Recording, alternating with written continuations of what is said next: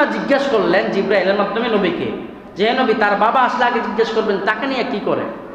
তা আসার পর জিজ্ঞেস করছে যে আপনি তো বাবা, সে তো ছেলে, তা আপনি তার কাছে যে টাকা নেন আপনি কি করেন? বলতেছে যে দেখেন ইয়া রাসূলুল্লাহ, আমার বোন আছে, তার ফুফু, আমার বোন তার ফুফু অসহায় দরিদ্র, আমি এখান থেকে কিছু টাকা বেশি নিয়ে তার ফুফু আমার বোনকে দিই। সুবহানাল্লাহ বলেন। তখন আল্লাহ রাসূলুল্লাহ সাল্লাল্লাহু আল্লাহ নবী আলাইহিস সালাতু ওয়াস সালাম বলেন, হে ছেলে, তুমি এই জন্য বিচার দায়ের করলে তোমার বাবার বিরুদ্ধে? তখন আল্লাহ নবী ওই বাবাই স্মরণ করাই দিল, হে ছেলে, তুমি এমন একটা সময় অসুস্থ ছিলে, এমন একটা রাত্রিতে অসুস্থ ছিলে যখন তোমাকে মৃত্যু সন্নিকটে, মৃত্যু চলে আসছে, তখন সারা রাত তোমাকে কুলে নিয়ে আমি ঘুমিয়েছি আর আল্লাহর কাছে দোয়া করেছে, আল্লাহ আমার সন্তানটাকে ফিরিয়ে দাও। আর সেই সন্তানে তুমি আমার বিপক্ষে মানে বিরুদ্ধেই করলে যে তোমার কাছ থেকে টাকা নিয়ে যাচ্ছি। এই জন্য ফুফুরা অবহেলিত, ফুফুরা সমাজে অবহেলিত।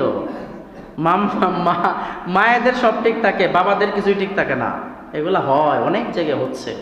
এগুলো আমরা এগুলো বলি কেন? আমাদের কাছে প্রশ্ন আসে, এগুলো আমাদের হওয়ার হালতে এই বিষয়গুলো আসে যে ফুফুদের খোঁজ খবর নেওয়া হয় না, ফুফুদের কোনো হক আদায় করে না। ঈদ আসে, ঈদের মধ্যে খোঁজ খবর নেওয়া হয় না।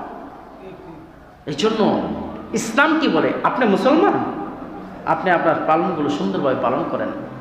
এই জন্য হক, এই যে অনেক সময় বলেন যে হকের ব্যাপারে হুকুকুল্লাহ হুকুকুল ইবাদ, আল্লাহর হক। একটা মানুষ যখন ইসলামের মধ্যে ইসলামের মধ্যে থাকবে, সে আল্লাহর হক জানবে, মানুষের হক জানবে। একটা পশু পাখিরও হক আছে, একটা ছাগলেরও হক আছে, একটা আপনার কি বলে একটা হাতিরও হক আছে, সব কিছু হক রয়েছে। তো এই জন্য হুকুকুল্লাহ হুকুকুল ইবাদ, বান্দার হক আল্লাহর হক, বান্দার হকগুলো পালন করলেই আল্লাহ তাআলা কি হয়ে যান, আল্লাহ খুশি হয়ে যান। সুবহানাল্লাহ।